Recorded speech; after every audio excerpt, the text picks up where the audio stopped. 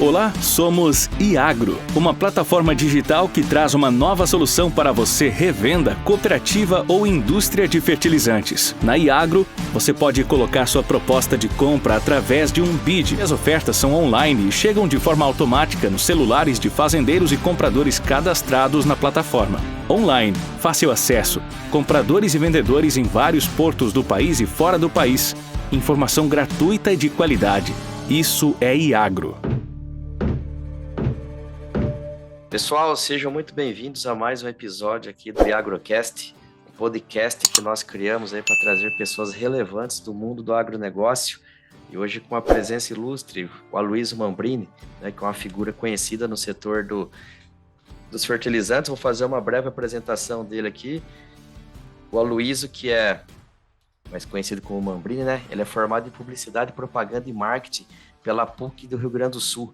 Aí ele teve várias especializações e MBAs aí na ESPN, FGV, Fundação Dom Cabral, USP, né? Ele tem já 31 anos, né? Como a gente estava conversando aqui no offline, 31 anos de carreira no agronegócio. Começou lá atrás, até então, Takenaka com a marca Ouro Verde, que foi adquirida pela Bunge. Ele teve nessa primeira passagem aí 5 anos, depois mais 12, na verdade não interruptas, né, mas só fazendo a divisão ali de cargos. Teve vários cargos aí, várias posições, morou em vários locais, né, foi um dos meus gestores aí quando eu estava lá atrás morando no Maranhão, Tocantins e Maranhão, enfim. E aí mais recentemente, acho que até essa semana o Mambrini fez outro movimento de mercado aí, ele vai contar para a gente. Ele está atuando aí hoje como consultor do agronegócio, deve ter outros projetos, mas a gente vai falar aqui do que é o nosso métier, que são os fertilizantes. E aí, Mambrini, para passar a palavra para você aqui, você falar um oizinho para a turma, e o seguinte, né, você é uma figura muito conhecida no setor do agronegócio, mas também muita gente ainda não conhece, né? A gente também não sabe quem que vai ouvir esse podcast, na mão de quem que vai chegar o link lá para a pessoa clicar. Fala aí quem que é o famoso Mambrini aí para a turma. Seja bem-vindo. Obrigado, Jefferson. Obrigado, ouvintes. Aí eu tive o prazer de participar no outro podcast, né, do Adubeiros Raiz, aí há um ano mais ou menos, e agora junto ao Iagro. E minha ideia está compartilhando um pouco da experiência, né, a experiência que são 31 anos aí de agronegócio, né? Eu comecei com fertilizantes, como o Jefferson comentou aí, com a Takenaka, no Rio Grande do Sul, uma empresa que foi adquirida pela Bunge aí na segunda metade dos anos 90, né? E daí na Bunge Fertilizantes e depois na parte de grãos também da Bunge Alimentos, eu rodei o Brasil inteiro aí, tive a oportunidade de trabalhar com o Jefferson, com muita gente aí que a gente se encontra no setor de fertilizantes, aí, porque eu vivi aí 7 mudanças, né, na Bunge em termos de geografia, e acabei trabalhando todas as regiões aí, principalmente grãos, né, soja, milho, trigo, com esse foco, mas tive experiência também em HF, cana-de-açúcar, né, mais na região Nordeste. Então é isso aí, pessoal. Minha vida está muito ligada e é uma coisa que eu gosto muito, a questão do adubo, da logística, do comercial, dos clientes, né? Legal. E aí, Mambrini, você que tem aí uma longa estrada, né? Uma coisa que a gente percebe assim nesse setor de fertilizantes, que em determinados momentos assim da história ele se concentra e se pulveriza mais, né? Então assim, a gente teve, você me ajuda a lembrar aqui, a gente teve marcas assim, como a JL, né, a Moema, né, tipo, dessa época aí, não consigo recordar de bate-pronto aqui outras. Hoje são marcas que foram muito importantes, hoje não existem mais, e outras marcas que vieram se consolidando, né, apesar, assim, de serem gigantes, atuarem há muitos anos no mercado, são relativamente novas no Brasil aqui, pensando em negócio, pensando no tempo que a agricultura já é forte aqui, como a própria Iar, que começou lá atrás como Norsk Hydro, que foi aquisição da Trevo e tantas outras, enfim, né? Como que você vê, assim, esse mercado como quando você começou, principalmente no ponto de vista de distribuição, qual que é essa leitura, quais foram os pontos importantes que foram acontecendo ao longo desses anos aí, para chegar no momento que está aí com Mosaic liderando, Yara outro gigante, Fertipar também um grande player nacional aí, robusto, atendendo todas as regiões do país, enfim, esse desenho que a gente tem atual. Bem, quando eu entrei lá no início da década de 90, né, era um cenário muito diferente do que é hoje. A única empresa multinacional assim que tinha um nível de governança aí mais parecido com o que a gente vê nos grandes líderes hoje era a própria Bunge, com a marca Serrana, e os demais eram todas empresas familiares, né? Familiares e, para o tamanho de mercado de hoje, pequenas, né? Em 1990 o mercado era na ordem de 10 milhões de toneladas no Brasil. Tu citou aí, eu convivi com a JL ainda no Nordeste, né? Mas a gente tinha empresas com uma amplitude territorial assim mais com uma cobertura maior de capilaridade no Brasil, que era a Maná, a Solo Rico, a Copas, a própria Takenaka, né? Então eram empresas que tinham um dono, né? E familiares com seus 30, 40, 50 anos de história na época, né? E no meio da década de 90 começou um processo de consolidação desse setor, que eu acabei ficando na Bunge. A Bunge foi um grande consolidador, né, que comprou 4, 5 empresas, né, Liqueiroz, IAP, Adubos do Pai, Maná, com Maná do Manudá, a Serrana, que era a sua origem, a Takenaka. A Cargill Fertilizantes, na época, foi outro consolidador, né, com Fertiza, com a origem da Cargill, uma escola Solo Rico também, né, e formou esses polos. Depois veio a Yara crescendo, né, com a aquisição da grande empresa líder das que a gente falou, a do Bustrevo, né, que o Bustrevo tinha sido fundado em 1930, né, e foi vendido em 95, acho, 94, para Norx Hydro, e virou Yara, e daí virou uma segunda onda de consolidação com a aquisição da Bunge, né, Fertilizantes. E a gente viu um movimento de concentração, né, no final da década de 90 e início e durante os primeiros anos aí do século XXI, né, até agora. E depois eu vou falar do 2020 para frente, assim, mas a gente viu uma consolidação muito grande, né, uma concentração muito grande, com 80-20 aí desse mercado, com 4 empresas, basicamente, né? Foi Bunge, Yara, Mosaic e Fertipar, né? Essas empresas cresceram muito, né, e acabou outras empresas menores, muitas familiares saíram do jogo, né, e agora no 2020 a gente vê um outro movimento, né, o mercado cresceu muito, né, como eu falei, há 30 anos atrás era 10 milhões de toneladas, o ano passado foi 45 milhões de toneladas, né, 4,5 vezes a mais. Esse ano dá uma resinha, né, em função de muito que vocês já têm comentado aí no próprio podcast, né, os porquês aí desse aumento de preço de fertilizantes, né, reduções de doses, né, uma readequação por parte do produtor à crise da guerra, né, Rússia e Bielorrússia, né, mas a gente vê um outro movimento assim iniciando no 2020, que para mim é uma nova fase que muda um pouco, eu acho, o jogo do futuro aí para o mercado de fertilizantes, né? É quando você fala assim, né? Tô curioso aqui para saber qual que é a tua leitura sobre isso, porque assim, né, meu Breno, a gente pega no setor de distribuição coisa de 4, 5 anos para cá. Eu lembro que eu comecei a perceber muito isso daí. Eu estava morando no Mato Grosso, e esses fundos aí comprando essas revendas e comprando, e elas se juntando. No primeiro momento foi aí, tipo assim, movimento muito forte de compra dessas distribuições, né, se tornando uma, às vezes com marcas comerciais diferentes, mas sobre o mesmo guarda-chuva. E daqui a pouco algumas delas começaram a comprar outros elos assim da cadeia que era importante para dar sustentabilidade naquela distribuição, tipo semente, empresas de foliares, biológicos, enfim.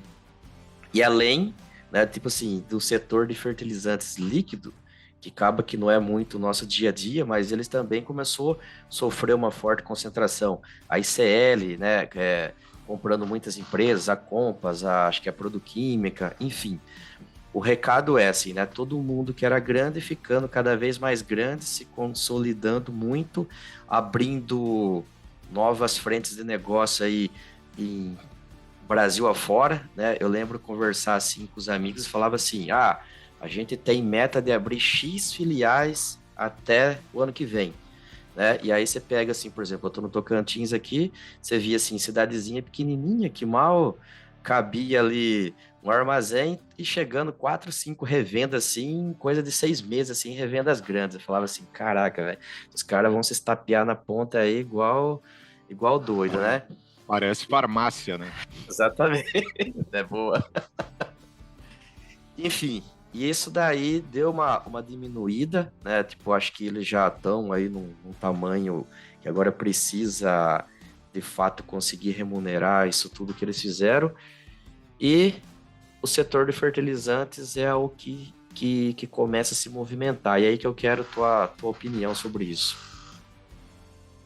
Mercado de distribuição, assim, o go-to-market, né, que a gente chama, né, eu acho que tem um player importante que joga nos dois lados, né, nessa distribuição que tu estava citando, que é essa consolidação também, que acho que é uma tendência e seguindo os passos, principalmente do mercado norte-americano, de concentração, né, que a gente viu daqui a pouco o que eu estava citando do fertilizantes, do final da década de 90, início dos anos 2000, né, consolidando, é um movimento que a gente vê na distribuição e é um movimento que eu vejo também que vai ter acomodações, né, nesses players que estão entrando, né, quem que vai jogar bem esse jogo, quem que vai agregar valor na distribuição, né, a gente vê um player que joga tanto no fertilizantes como na distribuição, que é a Nutrien, né, chegando no mercado brasileiro finalmente, né, ela ensaiou essa entrada daqui a pouco 2 décadas, né, entrou na Argentina, entrou no Chile, entrou no Uruguai, entrou muito tímida no Brasil, né, em São Paulo, e agora a gente vê um movimento muito forte, maior, né, e tem esse back de mineração aí por trás também, então os dois jogos que a gente está falando, distribuição e indústria, né, de fertilizantes.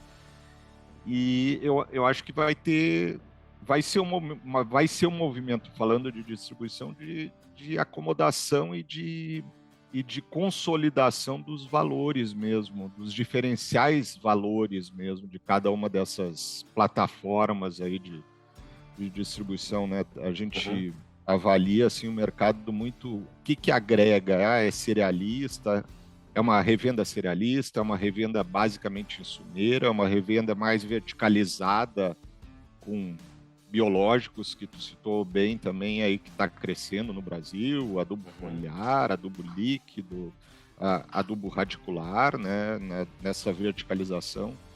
Eu acho que isso vai ter muito pano para manga aí para ver os reais vencedores aí desse processo de consolidação na distribuição.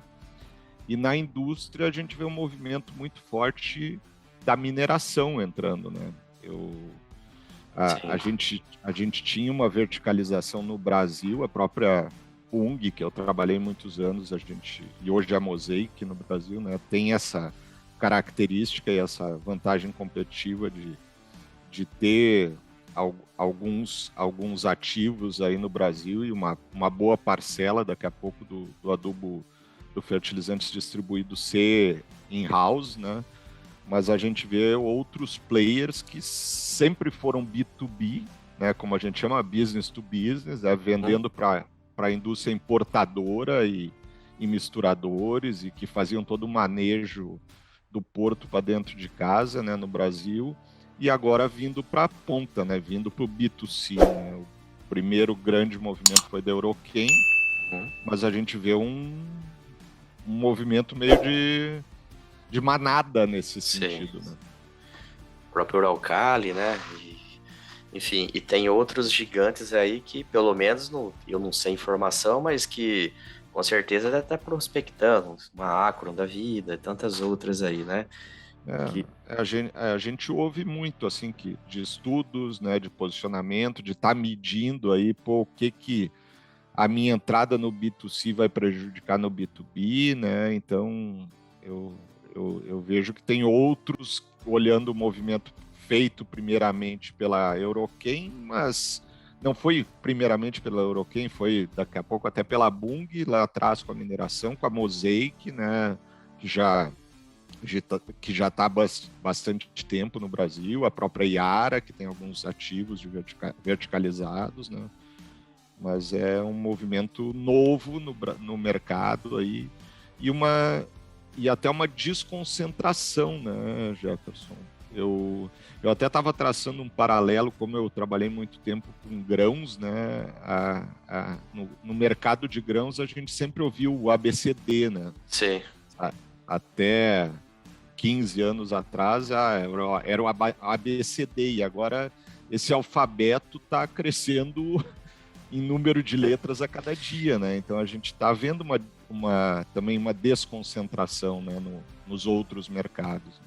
Esse é um ponto legal, sabe, Abrino? Pelo seguinte, quando a gente está dentro de alguma grande corporação, né, o poder econômico dela, né, tipo assim, reflete muito para a segurança de quem está fazendo o negócio contigo, seja para você, o produtor vender um grão, seja para ele comprar um fertilizante, fazer algum pagamento adiantado, ele tem aquela certeza que não vai levar o calote, né, como aconteceu tantas vezes, ou se ele depositar o grão e desviar, enfim.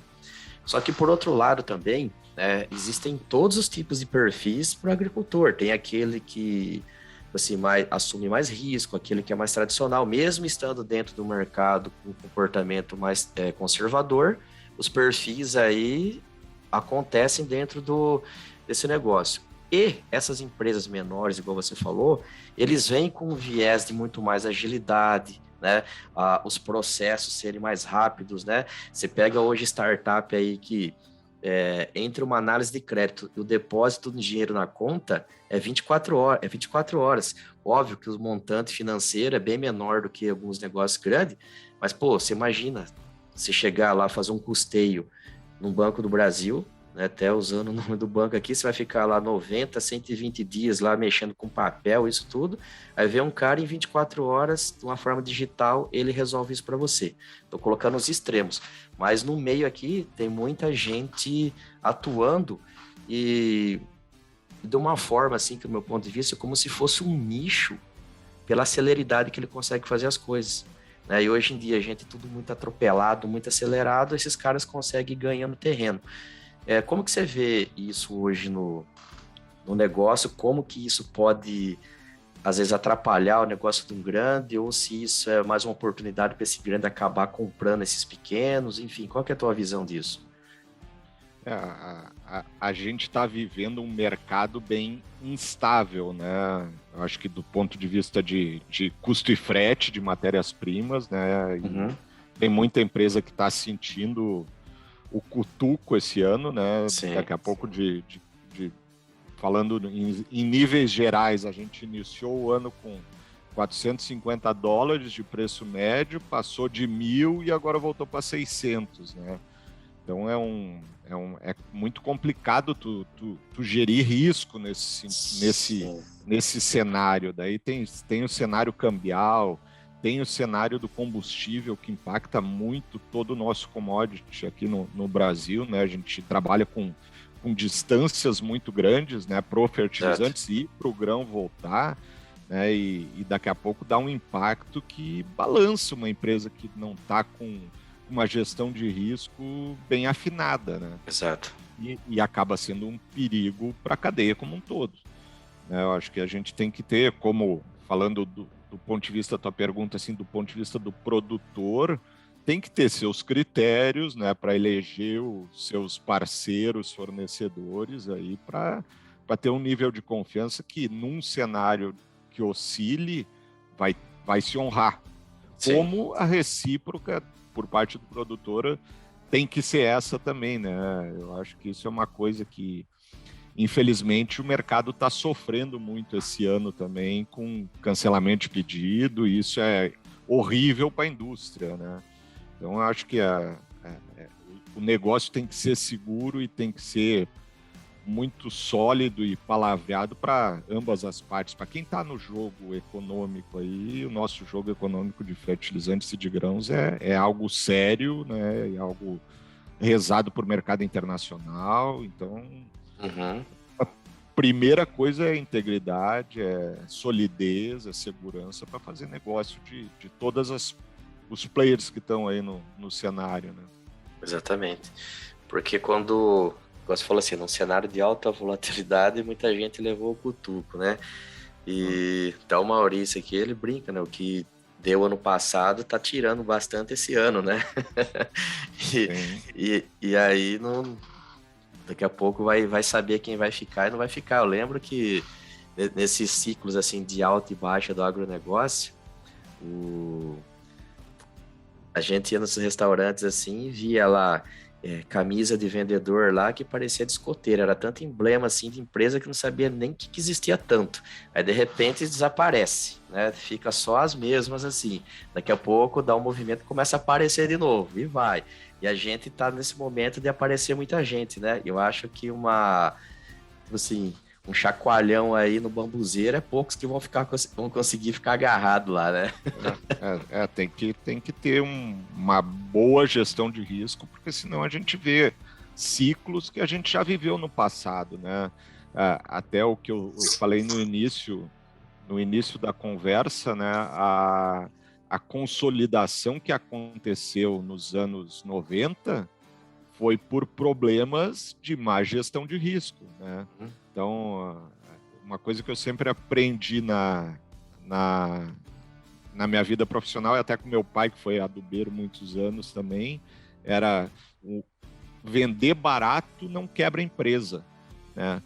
Quebra a empresa variação cambial e posição long e short mal gerida.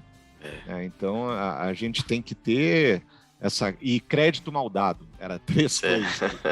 Então, crédito mal dado, posição long short mal gerida e oscilação cambial, e tu tá mal redeado no processo. Então isso quebra a empresa e já agora, quebrou muitas empresas, né, no passado. E agora, em especial, acho que a gente entra num momento de readaptação, né? Muitas empresas novas crescendo e o mercado retraindo esse ano. Então, aumentou o número de vendedores, aumentou o número de empresas com apetite e o mercado, pelo menos temporariamente, sofrendo uma retração por conta da situação de guerra e tudo mais que a gente está vivendo. E preços altos dos fertilizantes. E estoques de passagem altos também, né, Maurício? Que a gente está vendo, assim, o pessoal com estoque caro e tendo que se desfazer daqui a pouco a $200 abaixo de custo de frete, né, ou mais. Complicado. E muita gente otimista, né? Mas provavelmente devemos ter um estoque de passagem aí de 12 milhões de toneladas. Isso aí é complicadíssimo de gerir. É talvez 6, 7 meses do ano que vem para equalizar os números e voltar a ter uma oferta-demanda balanceada. Logo quando começou a crise lá em fevereiro, março, né, que a gente começou, a primeira grande crise foi desabastecimento de fertilizantes, era o primeiro medo, né, que afetou o mercado brasileiro como um todo, né, e junto com esse desabastecimento, aumento de preço de elevador, né. Então foi muito forte esse movimento e a gente pelo menos eu já vi esse cenário assim de redução, falando com grandes produtores, né, redução de consumo de fertilizantes para essa ordem que eu acho que vai ser na faixa dos 40 milhões e daí a gente está falando de uma redução de 12%, né, daqui a pouco. É muito substancial, né, e como tu falou, Maurício, muita gente entrando para surfar a onda dos 45, 46 milhões, né, de toneladas. e é chão, né? Como eu falei, há 30 anos atrás o mercado brasileiro era de 10 milhões. Sim, é quase sim. o que reduziu de 21 para 22. Se pegar essa redução toda, é a mesma coisa que o mercado do Mapita inteiro não aplicar 1 quilo de fertilizantes, né? É muita coisa. Assim, Mabrina, a gente tentar aprofundar um pouco mais nesse tema aqui, que da oferta e demanda. Provavelmente aí nos próximos meses, anos, sei lá, algum desses grandes players vão começar a ser mais incisivos aqui também no Brasil na distribuição. Beleza. Como que você imagina que vai ser assim o desenho comercial, principalmente de suprimentos, com essa quantidade de misturadores hoje que só são intermediários na cadeia? Esses produtores ficando cada vez mais fortes, cada vez com o facãozão dele enterrado no mercado, e o supply para esses outros caras, tipo assim, o matar a míngua? O que você imagina disso daí? Não, eu acho assim que a gente vê como eu falei, um movimento de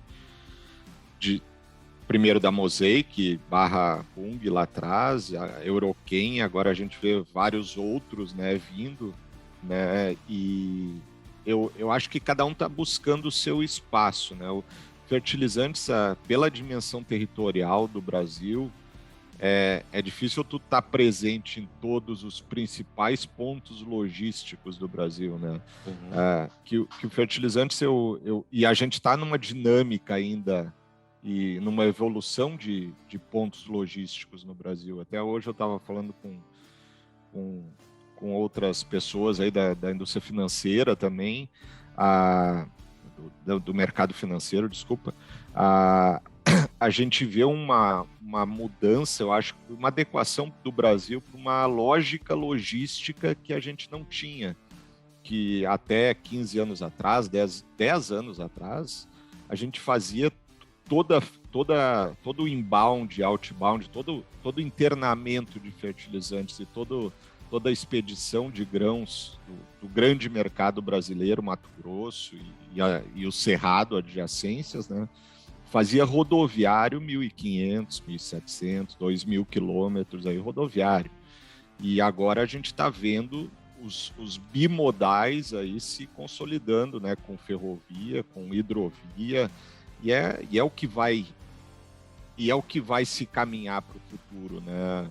Ainda mais nesse mercado de commodities e de volumes que a gente mexe quando se fala principalmente de grãos e fertilizantes, que é o foco aqui, né? Então a gente vai ter muitas posições logísticas para serem preenchidas, para serem exploradas, para serem consolidados, né? O Corredor Norte, os outros investimentos ferroviários leste-oeste na Bahia, a Ferrogrão, daqui a pouco lá em cima, o alongamento da rumo lá do TRO até Lucas do Rio Verde, ou Nova Mutum, em X anos, né? Então tem muita coisa em jogo que vai ser difícil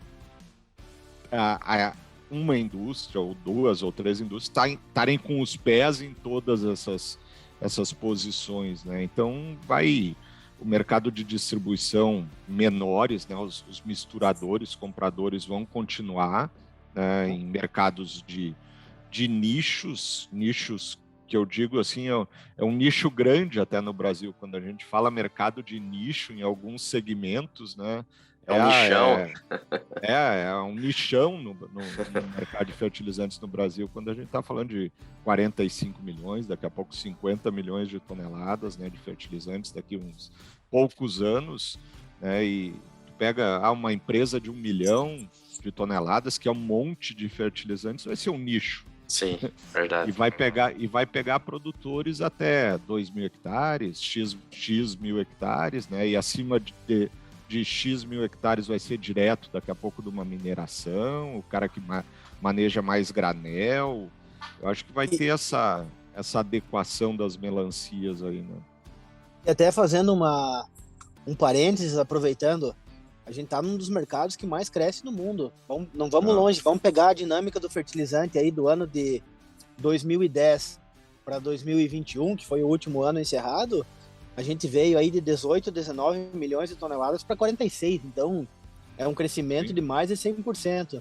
Então, sim, tem muita gente entrando, mas é um mercado que continua crescendo. É. Você vai pegar aí, eu acho que talvez esteja até um pouco desatualizado o meu número, mas se eu não salvo engano, é 11 ou 12% somente da área territorial do Brasil que é explorada para agricultura. Ainda a gente tem 18 a 20% de pastagem degradada que vai acabar virando lavoura, principalmente se continuar nesse boom de preço de commodities e supervalorização. Então, eu acho que tem espaço, sim. A gente vive um momento de retração pela conjuntura total no mundo, mas quando a gente estica isso aí para um médio e longo prazo, pensando em 5, 10 anos, 20, a perspectiva do Brasil é continuar voando, né? E a gente tem a dimensão continental, né, do território também, né, Maurício? Que é uma coisa que também, como eu estava falando, permite o posicionamento e o trabalho nesses N nichos aí que a gente tem para explorar e muita fronteira ainda para abrir, né? Eu acho que o Jefferson já teve, né? O Maurício, não sei se já visitou uma Roraima, Amapá, né? A gente vai para lá e fala, putz, um dia isso aí vai estourar. Um dia vai se resolver a questão fundiária, um dia vai se resolver a questão logística, porque tá lá, tá pronto, é pastagem degradada, é terra que a gente não vai estar desmatando, né? Tá aberto para plantar.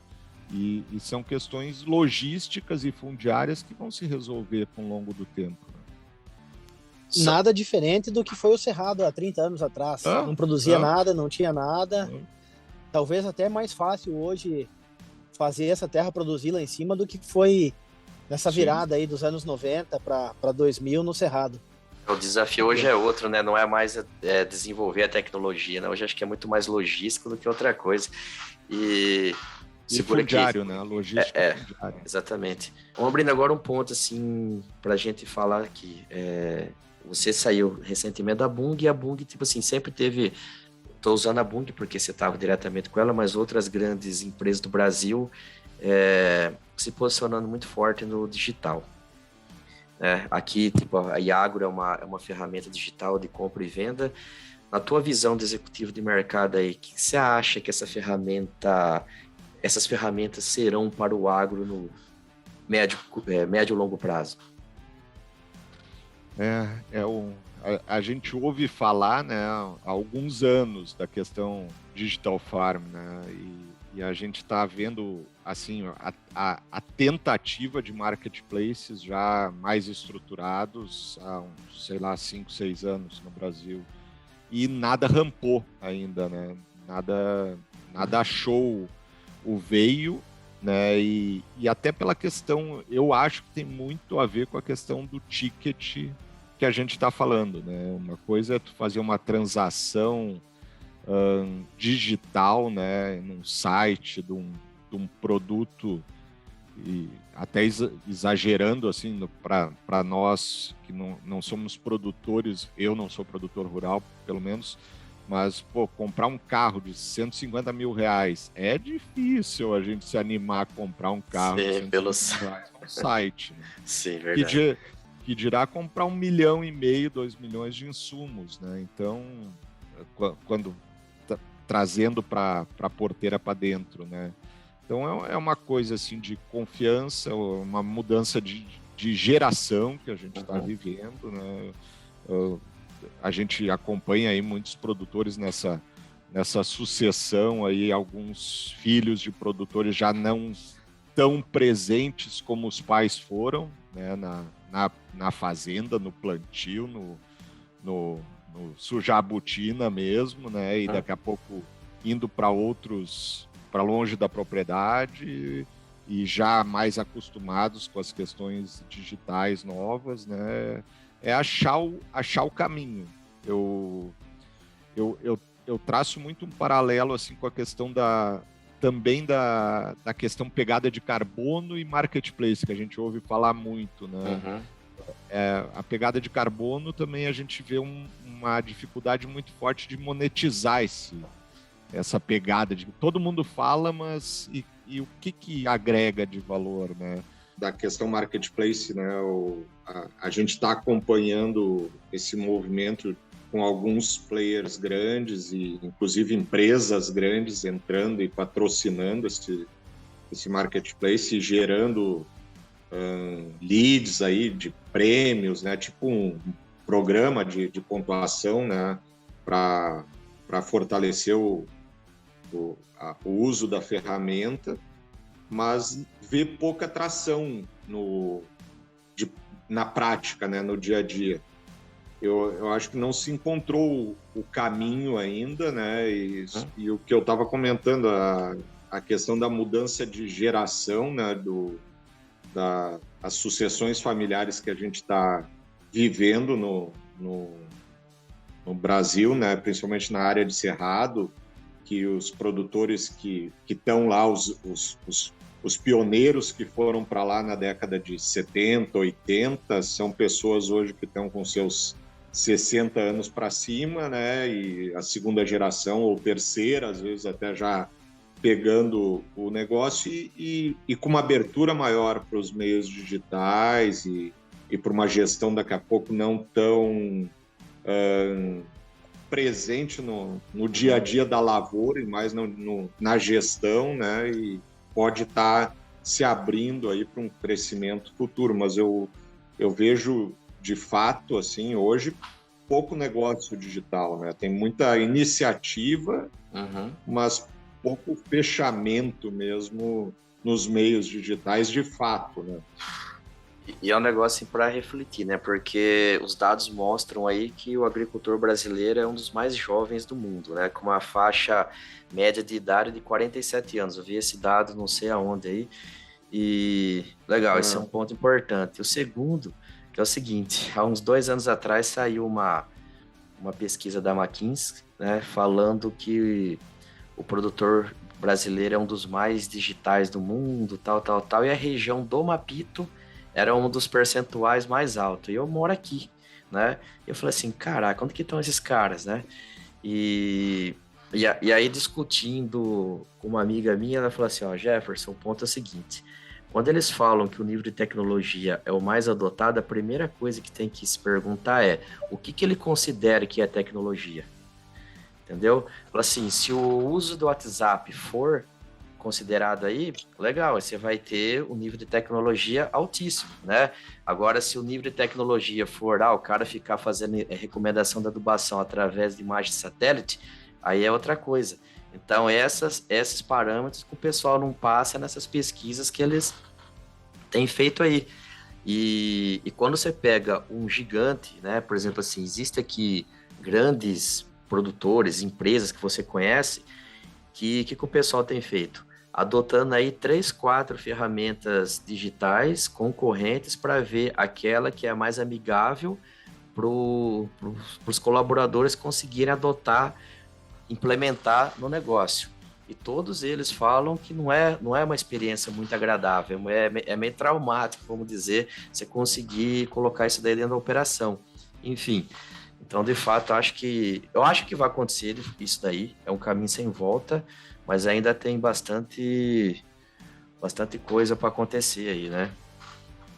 Eu acho que só complementando, Jefferson, assim, tu pega da porteira para dentro, né, na gestão da propriedade, gestão de talhões, agricultura de precisão, né, gestão de produção, isso eu vejo uma evolução muito grande. Né? Então, acho que na porteira para dentro, na gestão da propriedade, né, gestão do organizacional da fazenda, da propriedade, como também da gestão técnica, eu acho que isso se evoluiu muito. Sim.